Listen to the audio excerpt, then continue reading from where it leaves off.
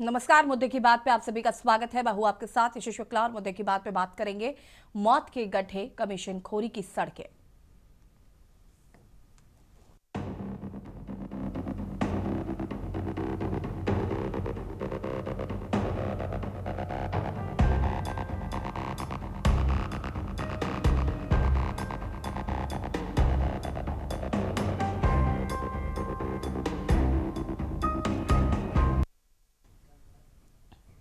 आज हम बात सिर्फ दो घटनाओं की नहीं कर रहे हैं। आज हम आपको सड़कों की सच्चाई बता रहे हैं। वो सड़कें जो रोज बनती है, रोज खोदी जाती है और जिनका खामियाजा हर रोज आम जनता को भुगतना पड़ता है।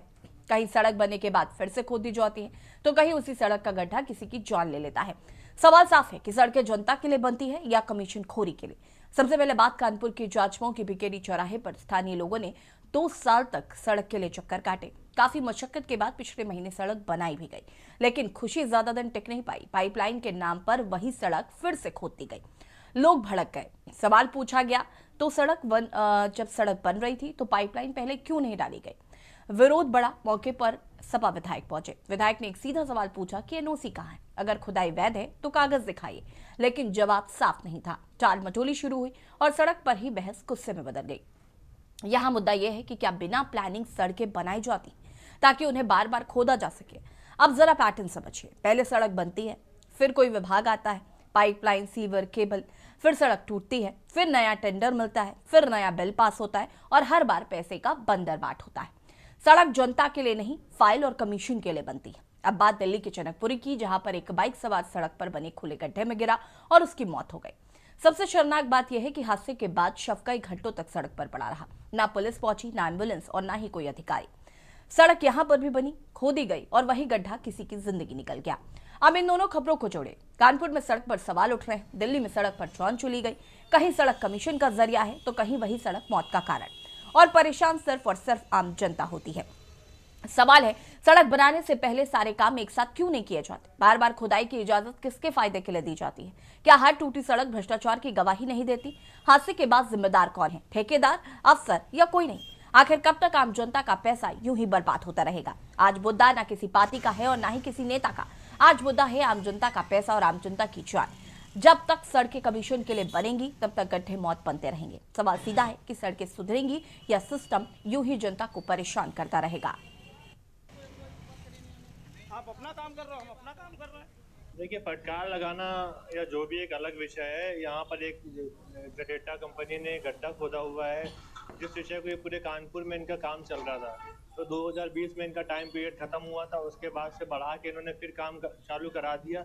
अब चूंकि विषय ये काम तो इनको कराना ही कराना है, क्योंकि जहाँ जहाँ पर इन्होंने लाइनें बिछाई हैं वहाँ चेंबर बनाना ही है। आज नहीं तो कल इनको एनओसी गवर्नमेंट देगी, और देने के बाद अगर किसी का ये निजी विषय है, किसी को फटकार लगाना या अपशब्द बोल देना, उससे कोई जनता के हित की का कोई विषय नहीं है। जनता का विषय आज के डेट में गड्ढा आप देख रहे हैं, ये खोद दिया गया है, ये इस तरह से पड़ा रहना, क्या जनता को इससे क्या फायदा है? यही अगर उसको एक टाइम पीरियड देकर किसी को टाइम बढ़ाकर कि 1 हफ्ते में, 3 दिन में, 5 दिन में काम कराने की बात अगर कह दी होती तो जनता का उससे समाधान हो गया होता। उस वीडियो में एक अधिकारियों को विधायक जी स्टूपिड भी कह रहे हैं, तो उस पर क्या कहना है ये शब्द कहकर? अब उनके बारे में ये उनका निजी विषय है, उस पर हम टिप्पणी नहीं कर सकते, क्योंकि अब भाई जनप्रतिनिधि हैं, जनता ने उसको इस मुकाम तक पहुंचाया, वो उसको किस विषय से जनता के सामने या अधिकारियों के सामने पेश कर रहे हैं, ये उनका व्यक्तिगत विषय है। कि हमारे जाजमऊ क्षेत्र में एसटीपी से कनेक्टिविटी के लिए जो अंडरग्राउंड सीवर लाइन या ड्रेनेज वाटर की लाइन जोड़ी जाती है, उसके एमओयू साइन किया था जडेटा ने 2020 में।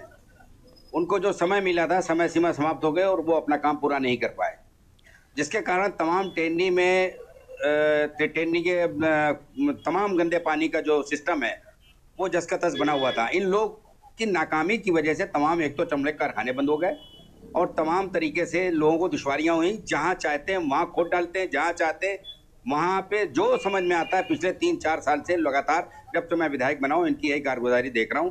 इनको समय समय पर मैंने विधानसभा की कार्रवाई में इनकी शिकायत की और ये शिकायत के बाद हमारे पास आए और इनको चेतावनी दी कि अगर कोई काम तुम्हें करना है तो हमसे कोऑर्डिनेट कर लिया करो, ताकि अगर हम कोई सड़क बनने जा रही है या हम बनाने जा रहे हैं तो हम तुम्हें इन्फॉर्म कर दें।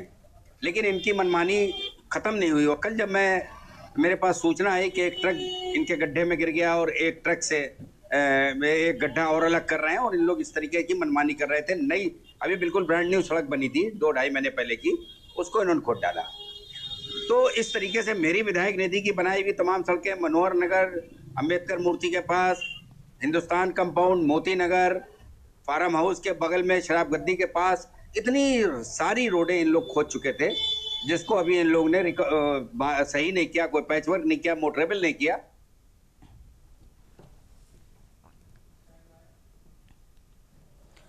सड़कें बनाई जाती हैं, फिर वो खोदी जाती है, फिर बनाई जाती हैं और फिर खोदी जाती हैं, और कहीं ना कहीं ये आम जनता को परेशानी में डाल रहे हैं। कहीं पर सड़कें तोड़कर उन्हें ऐसे ही छोड़ दिया जाता है, एक्सीडेंट्स होते हैं, कई बार लोगों की जान चली जाती है। सवाल ये है कि अगर पाइपलाइन डालनी है या कुछ और काम करना है तो कोऑर्डिनेशन के साथ क्यों नहीं किया जाता है, पहले से ही डिस्कशन करके, और ये पाइपलाइंस और जो भी काम करना है वो करने के बाद सड़क क्यों नहीं बनाई जाती है। और इसके पीछे एक जो बड़ा मामला आ रहा है वो कमीशन कोरी का है कि पहले तो सड़क खोदी जाती है, फिर उसके बाद उसमें काम किया जाता है, और उसके बाद फिर वापस से टेंडर पास होता है, बिल पास किया जाता है और सड़कें बनाई जाती हैं। और सीधे आपको ले चलते हैं रायपुर, जहां पर राष्ट्रपति द्रौपदी मुर्मू क्या कुछ कह रहे, सुन लेते हैं। भव्यता मुझे दिखाई दे रहा है, इसलिए छत्तीसगढ़ ये संस्कृति से धनी है। इसीलिए यहाँ के लोगों को, यहाँ के पर्वों को मैं नमन करती हूँ। मैं जब भी आती हूँ मुझे लगता है कि मैं अपने घर आई हूँ। यहाँ के लोगों से जो अपन और स्नेह मुझे मिलता है वो मेरे लिए अनमोल है। ये ऐसे कोई नायकों की धरती है जिन्होंने भावभूमि की रक्षा के लिए अपने प्राण निछावर किए हैं। मैं ये सभी सबूतों की उनके स्मृति को सादर नमन करती हूँ। बस्तर की सुंदरता को देख लगता है कि माँ दंतेश्वरी ने स्वयं इसे अपने हाथों से सजाया है। मैं यहाँ जब आ रही थी वहाँ बहुत स्टॉल मैंने देखा। स्टॉल में पहले मुझे देवी देवताओं नमस्कार करने को मुझे मौका मिला, साथ ही साथ यहाँ का कलाकार, यहाँ का कला, यहाँ का आर्टिस्टिक, यहाँ कल्चर को देखने को मिला। ये इसीलिए ये छत्तीसगढ़ जो भारत के मानचित्र में जो पिछड़ा मान था, लेकिन वो ऐसे नहीं है। ये भव्यता को कोई देखे कि मुझे लगा है ये भारत वर्ष में ये छत्तीसगढ़ एक ऐसे राज्य है जहाँ भव्यता से परिपूर्ण, संस्कृति से परिपूर्ण। इसी को बनाए रखने के लिए ये जो भव्य समारोह मनाया जाता है, इसलिए मैं गवर्नमेंट को बहुत धन्यवाद देना चाहती इसी तरह के सभ्यता, क्योंकि ये छत्तीसगढ़ आदिवासी जनता के से परिपूर्ण है। आदिवासियों का संस्कृति अनमोल है, ये बहुत पुराना है लेकिन बहुत मीठा है, क्योंकि आदिवासी कभी सिंगल डांस नहीं करते, एक कम्युनिटी डांस है। एक साथ रहने के लिए पसंद करते हैं, एक साल उत्सव मनाने के लिए पसंद करते हैं। ये जो इंक्लूसिविटी, ये जो समता, ये देखने के लिए जो देखे नहीं, छत्तीसगढ़ के ये पनडुब्बी महोत्सव को देखना चाहिए, वहां से सीखना चाहिए।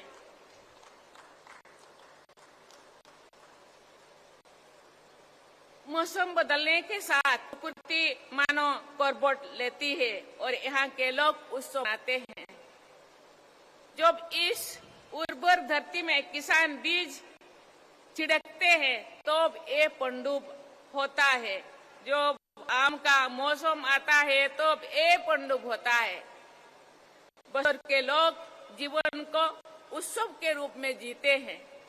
जीवन जीने का एक तरीका सभी देशवासी बस्तर के निवासियों सीख सकते हैं। पिछले वर्ष आयोजित बस्तर पनडुब्बी के माध्यम से बस्तर की जनजातीय संस्कृति की झलक देश भर के लोगों ने देखा है। मुझे बताया गया है कि इस वर्ष के पंडुम में 50,000 से अधिक लोगों द्वारा जनजातीय संस्कृति तथा जीवन शैली से जुड़े अनेक प्रदर्शन किए जाएंगे। इसका झलक आते ही देख लिया। बस्तर जनजातीय संस्कृति से देश और बस्तर पंडुम 2026 का आगाज हुआ है। राष्ट्रपति द्रौपदी मुर्मू रायपुर पहुंचे हुए हैं और वहां पर संबोधित कर रहे हैं और बात कर रहे हैं मौत के गड्ढे, कमीशनखोरी की सड़कें, चर्चा इसी पर। मेहमान हमारे साथ जुड़ चुके हैं। विवेक श्रीवास्तव जी बीजेपी नेता हमारे साथ जुड़ चुके हैं और मोहित पांडे कानपुर से हमारे संवाददाता हमारे साथ जुड़ चुके हैं। सबसे पहले तो आपसे स्वागत। शुरुआत मोहित से करते हैं। मोहित, क्या कुछ ही पूरा मामला रहा, सबसे पहले तो दर्शकों को समझाइए।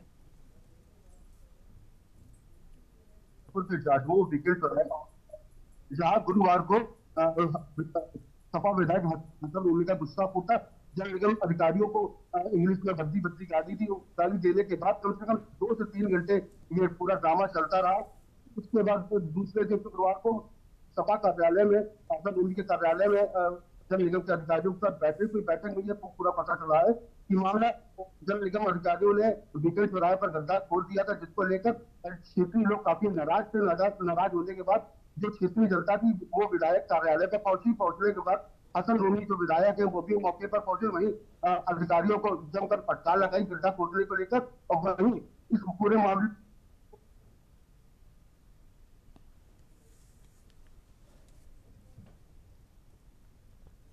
सपा कार्यालय में बैठ होता है कि खोदे गए कानपुर के इलाके में पूरी तरीके से भरवा दिए जाएंगे। जो निर्माण जो जिस तरीके से बनी थी उस तरीके से पूरा बनवाई जाएगी। ठीक है मोहित, वापस आएंगे। विवेक श्रीवास्तव बीजेपी नेता हमारे साथ जुड़े हुए। विवेक जी, सड़कों का क्या हाल है? मुझे लगता है आपको भी मालूम होगा कि आए दिन सड़कें खोदी जाती हैं, फिर वो बनाई जाती हैं और फिर वापस से खोद दी जाती हैं और कई बार तो खोद के उनको ऐसे ही छोड़ दिया जाता है। सवाल ये है कि जब आपको अगर कोई काम करना है या आपको पाइपलाइन डालनी है या सीवर का काम है या केबल का काम है, जो भी काम है, वो डिस्कशन के साथ या फिर एक डिस्कशन के साथ काम क्यों नहीं किया जाता है? पहले से इसको लेकर जानकारी, एक समन्वय स्थापित क्यों नहीं किया जाता है? बार बार सड़कें बनेंगी, बार बार तोड़ी जाएंगी, पैसा किस लग रहा है? आम जनता का। और परेशान भी आम जनता ही हो रही है।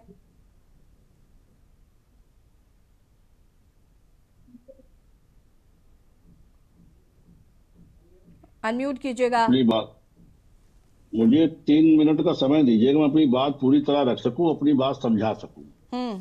देखिए, सड़कें बनती हैं, मुख्यमंत्री जी ने उनका 5 साल का एक टाइम पीरियड फिक्स कर दिया कि जो भी बनाएगा वो 5 साल तक उन सड़कों के लिए जिम्मेदार होगा कि इसमें टूटनी नहीं चाहिए। वो नियम ला दिया है। एक चीज। दूसरी चीज, जो आपने कोऑर्डिनेशन की बात की, स्टेट के सिस्टम में ऐसा कोई कोऑर्डिनेशन डिपार्टमेंट नहीं है। क्यों नहीं, अभी मैं उस पर अलग से बताऊंगा। रेलवे में है। रेलवे में कोऑर्डिनेशन का एक पद होता है कि वहां पे जैसे आप कहीं काम पाते हैं लाइन पे चाहे कहीं भी, तो आपको कोऑर्डिनेशन उतने टाइम पीरियड की एनओसी देता है। उतने समय के लिए ट्रेन रुकेगी, उतने समय के लिए ही आप उस पटरियों पे काम कर पाते हैं। स्टेट में इसलिए नहीं कोऑर्डिनेशन डिपार्टमेंट एक्टिव हो पाता है कि जैसे कहीं सड़क बन गई, ठीक है, अब नीचे से सीवर की भी पाइप जा रही है, नीचे से पानी की भी पाइप जा रही है। किसी ने अपने घर में ज्यादा क्षमता का मोटर लगाया, उसने प्रेशर क्रिएट किया, पाइप लीक कर गई। अब जिसके घर में पानी गंदा जाने लगा वो कहेगा साहब इसको तुरंत बनवाओ। अब तुरंत बनवाना है तो उसमें अब सड़क कल बनी है चाहे अभी बनी है, अब तो सड़क को काटना पड़ेगा। तो उसमें बाकायदा जो रिपेयर का चार्ज होता है, उस सड़क कटिंग का जो चार्ज होता है वो जमा होता है, तभी नगर निगम वाले उसको अलाउ करते हैं। फिर उनका सरकारी ठेकेदार उसको काट के रिपेयर करता है। इसी तरह से सीवर बिगड़ गई या ऐसे ना बिगड़ी, कोई भारी ट्रक का गया, पता चला उस क्षमता की रोड नहीं है, ट्रक उस पर ज्यादा लोड का गया तो दिक्कत हो जाती है। ऐसे अन्य अनावश्यक कारणों से इस तरह की स्थितियां उत्पन्न होती है। इसमें मजबूरी होती है कि सड़क फिर तत्काल बनने के बाद फिर काट के वो काम पहले होगा फिर रिपेयर होगा। इसमें रिपेयर का चार्ज भी जमा होता है। अब मौके पे उतनी अच्छी रिपेयरिंग नहीं हो पाती है, भी सत्य है, प्रैक्टिकल में बता रहा हूं। लेकिन ये जनता की समस्या है, आप इसको लिंगरान नहीं कर सकते। इसमें विधायक भी नाराज हो जा रहे हैं, उनको भी समझना चाहिए भाई सड़क कोई अनावश्यक नहीं खोदता, कोई जेन्युइन रीजन होता है, बाकायदा उसका फीस जमा होती तब खुदाई होती है। जी असीम जी। विवेक जी, अब चूंकि आपने इस मामले का जिक्र किया, इस पर हम बातचीत करेंगे। आप सभी हमारे साथ बने रहिएगा और चर्चा को आगे बढ़ाएंगे। यार रुकेंगे छोटे से ब्रेक के लिए, जो हाजिर होते हैं।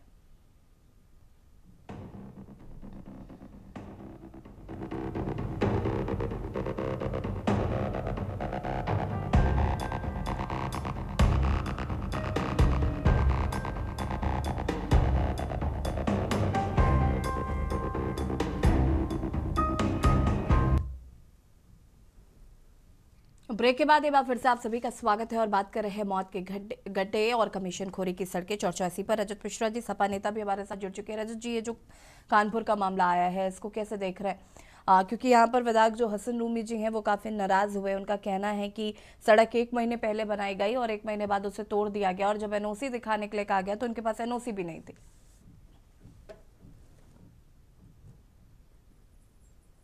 अनम्यूट कर लीजिए रजत जी। जी यशी जी, बहुत बहुत धन्यवाद आज की चर्चा में शामिल करने के लिए। जी ये देखिए, जो पूरा मामला है, ये रोड पे जो गड्ढे हो रहे हैं, गड्ढे किए जा रहे हैं जगह जगह पे, पूरे कानपुर का देखिए यही हाल है। क्योंकि जो आपकी जो है चर्चा हो रही है कानपुर में गड्ढों को लेकर के, और जो विधायक उनसे उनका वार्तालाप हुआ उसको लेकर के है, तो ये बहुत ही ऐसा विषय है। लगातार कानपुर में देखने को पा रहे हैं कि जगह जगह पे सड़कें जो है अपने आप जो है अंदर जा रही है, धंस रही है। और पीछे जो काम हुआ नाला डालने का, उसकी वजह से एक हुआ है। सरकारी पैसे का किस तरीके से दुरुपयोग हो रहा है, जमीन जो जनता के पैसे का, टैक्स पेयर का पैसा है, किस तरीके से दुरुपयोग कर रही है सरकारें, ये देखने को मिल रहा है। अपने आप रोड पहले नाले पड़ता है, उसके बाद वो रोड जो है मानकों के अनुरूप नहीं बनाई जाती है, और थोड़े दिन बाद वो रोड जाती है। ये लगातार 80 फीट रोड पे आप दम चौराहा है हमारे यहाँ पे कानपुर में, वो पूरा का पूरा चौराहा जमीन हो गया, अंदर चला गया, आप समझिए कि पूरा चौराहा।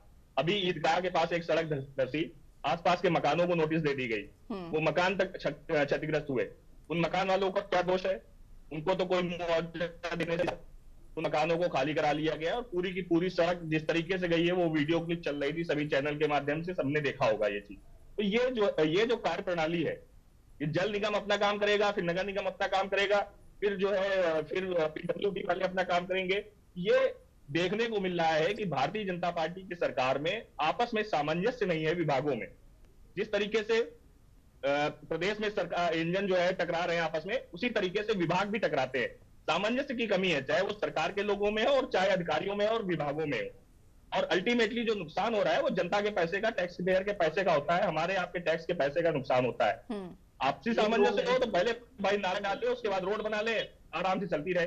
वही रोड एक बार खुदेगी, रोड बनाई, जो है फिर खोद दी, नाला बना दिया, फिर नाले वाले जो ने बंद कर दी, पीडब्ल्यूडी वाले बनाएंगे, फिर इलेक्ट्रिसिटी वाले अपनी लाइन डालेंगे, पूरा रहता है। तो किस तरीके से एक रोड बार बार बनती है, ये देखने को मिलता है। बहुत ही और कुछ नहीं, ये सिर्फ भ्रष्टाचार का मामला है। इन सब के जो मूल जड़ है वो भ्रष्टाचार है, और उतनी ही सड़कें, उतनी ही रोड बार बार बना करके पैसा खाया जाता है, और कहीं कुछ भी इसके अलावा कोई भी विकास का काम नहीं हो रहा। जिस तरीके से कानपुर को स्मार्ट सिटी में डाल करके अरबों रुपए का यहाँ पे जो है पैसा आ रहा है, और उस पैसे का जिस तरीके से बंदरबाग मेयर के द्वारा, आयुक्त के द्वारा, पीडब्ल्यूडी के द्वारा और अधिकारियों के द्वारा हो रहा है, ये बहुत ही शर्मनाक है। सरकार जाने के बाद इसका पूरा खुलासा होगा। देखिए किस तरीके से आप अभी मोती झील में जो है, हम कुछ टाइम पहले जो है किनारे किनारे दुकानें बन गई थी उठाने के लिए, उनमें पैसा बर्बाद हुआ। अब हम देख रहा था अभी कल परसों की वो दुकानें तोड़ी जा रही हैं, उसमें भी पैसा उसका भी ठेका हुआ है। तो वही काम अलट पलट करके होता है, ये बहुत ही खराब है। तो इसी पे हमारे विधायक जी ने वहां पे जो है वो भड़के, उनका देखने को मिला, जिसको जो है कुछ लोग अच्छा बता रहे हैं, कुछ लोग बुरा बता रहे हैं। लेकिन कहीं ना कहीं ये बहुत निंदनीय करते होता है कि आपने विधायक निधि से किसी ने अपना जो है वो रोड बनवाई, और बिना नोटिस के, बिना जानकारी के कोई विभाग आता है, उस रोड को जो है रातों रात खोद डालता है। तो जनता परेशान होती है। जनता कब सड़क पे चलते चलते जो है गड्ढे में चली जाती है ये पता नहीं चलता है। ये गड्ढे सरकार है जो गड्ढा मुक्त होने की बात कर रहे थे योगी आदित्यनाथ, ये कहीं से गड्ढा मुक्त नहीं कर पाएंगे। ये गड्ढा युक्त सरकार है और गड्ढे में जाएगी ही ये सरकार, धीरे धीरे जा रही है। ठीक है। और पंकज रस्तोगी जी वरिष्ठ पत्रकार हमारे साथ जुड़े हुए हैं। पंकज जी, ये जो सड़कें हैं ये कहीं ना कहीं कमीशन खोरी और भ्रष्टाचार की भेंट चढ़ती हुई नजर आ रही है। समझ लीजिए 2017 के पहले उत्तर प्रदेश एक बीमारू राज्य था और सपा बसपा की सरकारों ने उसको बीमारी राज्य की श्रेणी में ढकेल दिया था।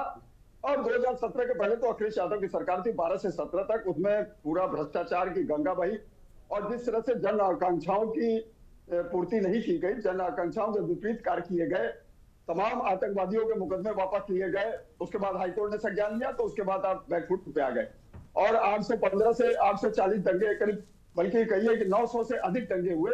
उत्तर प्रदेश के यशस्वी मुख्यमंत्री जब से योगी आदित्यनाथ ने 2017 से कमान संभाली है, उत्तर प्रदेश में विकास की गंगा बही है और उत्तर प्रदेश में विकास के काम किए जा रहे हैं।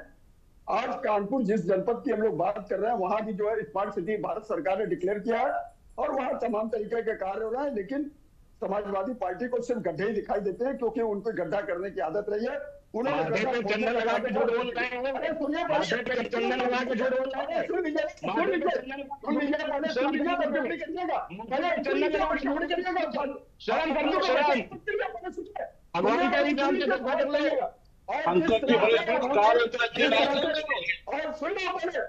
रजत मिश्रा जी रुक जाइए, रजत मिश्रा जी बीच में इंटरप्ट मत करिए प्लीज। रजत मिश्रा जी, जिस तरह यशी जी एक बात जान लीजिए, इस तरह से वहां पर विकास के काम किए जा रहे हैं और अगर जनता की आकांक्षाओं की पूर्ति के लिए अगर सड़क खोदी जाती है, सड़क खोदना सरकार को कोई मजा नहीं आता कि अपने राजस्व की हानि करे और अपने बजट की कटौती करे कि सड़क को खोद के और उसको हाल में छोड़ दे। अगर जनता को कहीं से परेशानी होती है तो योगी आदित्यनाथ की सरकार पंकज जी इसको कैसे जस्टिफाई करेंगे कि 1 महीने पहले बनी हुई सड़क 1 महीने बाद खोद दी जाती है और जबकि आपका जो एनओसी है वो ऑलरेडी 2021 तक की था। देखिए तो किसके बेसिस पे ये सड़क दोबारा खोद दी गई और किसका पैसा है ये? देखिए एक बार समझ लीजिए यशी जी कि अगर क्या नाम है वहां पर किसी तरह की कोई प्रॉब्लम आती है और एनओसी मिलने में जाने में आने में होती है, तब तक जनता की कितनी बड़ी जिम्मेदारी बन जाती है। लोगों को पानी पेयजल की आपूर्ति हो, चाहे किसी तरह की समस्या हो, तो उसके लिए तत्काल एक्शन की जरूरत होती है कि वहां पर। और हसन रूमी जी ने ये बात साफ स्पष्ट की, 1 सेकंड रुकिए पंकज जी, उन्होंने ये साफ कहा कि मैंने इसकी शिकायत कई बार की है, सदन में इस मुद्दे को उठाया है और वहां पर कहा गया कि जब भी आपको ऐसा कुछ करना हुआ करे तो थोड़ा समन्वय स्थापित कर लिया करिए। उसके बावजूद भी 1 महीने पहले बनी सड़क को खोद दिया गया। देखिए निश्चित रूप से हसन रूमी जी जिस तरह का बयान दे रहे हैं, वो सरकार के खिलाफ जिस तरह का बयान दे रहे हैं, वो अपनी टीआरपी बढ़ाने के लिए दे रहे हैं क्योंकि 2027 में विधानसभा का चुनाव आसन है। हाँ, विवेक श्रीवास्तव जी बताइए। वो निश्चित सुनिए, 1 मिनट हमको 10 सेकंड दीजिएगा। वो इसलिए इस तरह की बात कर रहे हैं और सवाल यह कि जनता की जिसमें परेशानी रहती है उसमें अधिकारियों के सख्त निर्देश है उत्तर प्रदेश सरकार के योगी आदित्यनाथ के कि वहां पर अगर किसी तरह की कोई जन आकांक्षाओं की पूर्ति नहीं हो पा रही है तो उसको सरकार तुरंत देखे और उसकी पूर्ति करे। और रोड बाइंडिंग जो रोड कटिंग हुई है ये भी उसी तरह का मुद्दा है। पंकज जी सुनिए जरा, 2 साल से वहां की जनता सड़क की मांग कर रही थी, 2 साल से वो विधायक के दफ्तर के चक्कर काट रही थी। जैसे तैसे वो 1 महीने पहले सड़क बनवाई गई, उसके बाद 1 महीने बाद वो पुनः तोड़ दी गई। यहाँ जनता का नुकसान नहीं हो रहा है, यहाँ उनको फर्क नहीं पड़ रहा है। आप सुन लीजिए, आप सुन इसका जवाब देखिए, जिस तरह से ये तो योगी जी का चम्मच लट गए हैं, चमचा ये वरिष्ठ पत्रकार बनाते हैं। रजत Mishra ji please mind your tongue. नहीं प्लीज।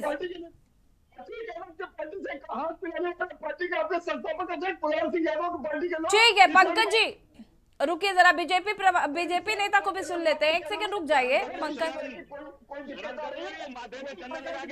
पंकज जी।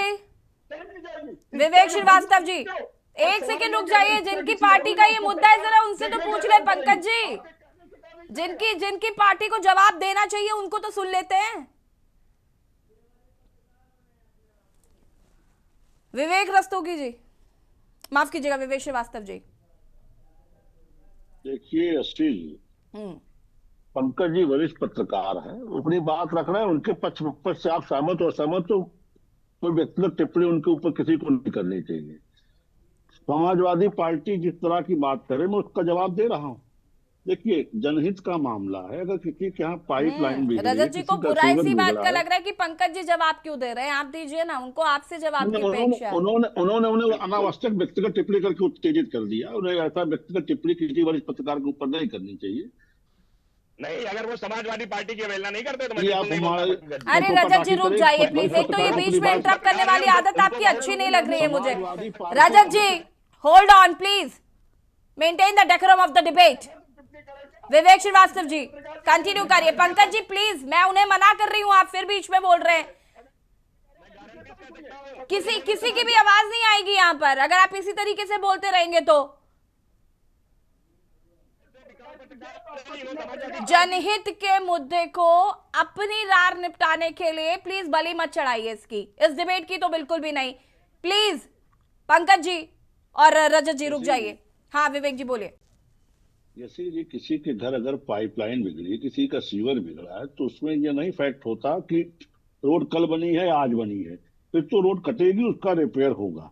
और विदाउट एनओसी जो नियम है, कोई स्पीड ब्रेकर नहीं काट सकता, एफआईआर हो जाएगी।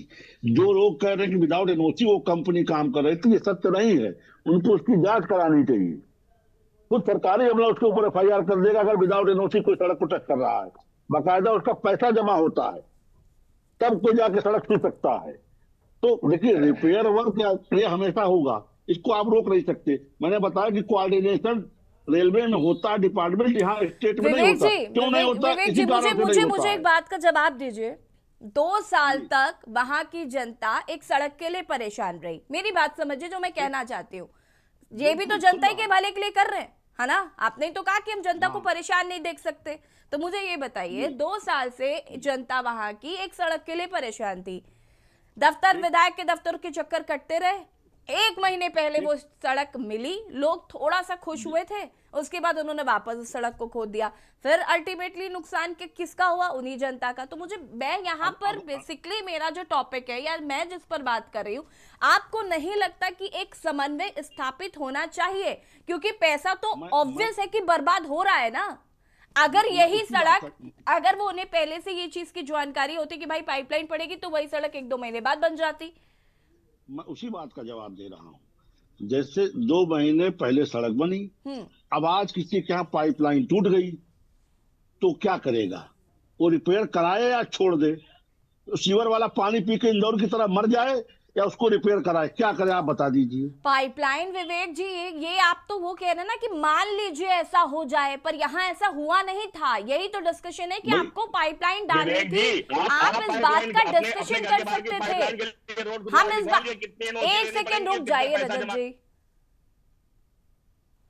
विवेक जी, यसी जी क्या, हाँ बताइए यसी जी क्या कह रही है? मैं सिर्फ इतना कह रही हूँ कि अगर जैसे आपने कहा कि मान लीजिए ऐसा हो जाए, हम मान लेते हैं कि यदा कदा ऐसी स्थिति आ जाती होगी, लेकिन यहाँ जो इस मुद्दे की अगर हम बात करें तो यहाँ पर पाइपलाइन पड़नी थी। इसका एक टेंडर पास हुआ, समय दिया गया।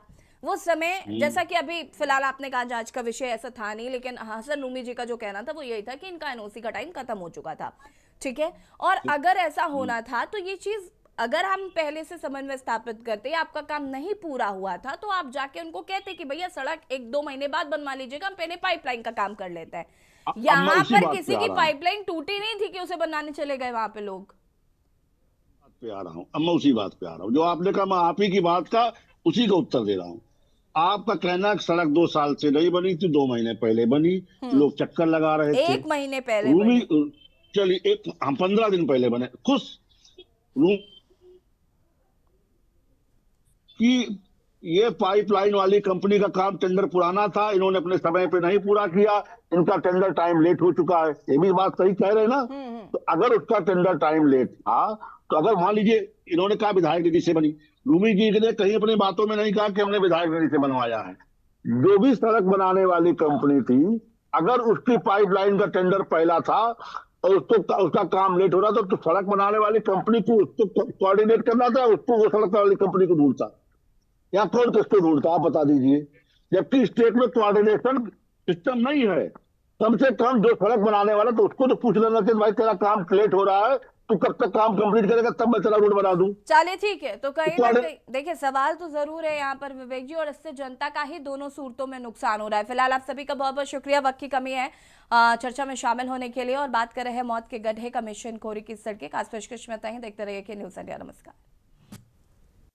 गोल्डी मसाले लाए हैं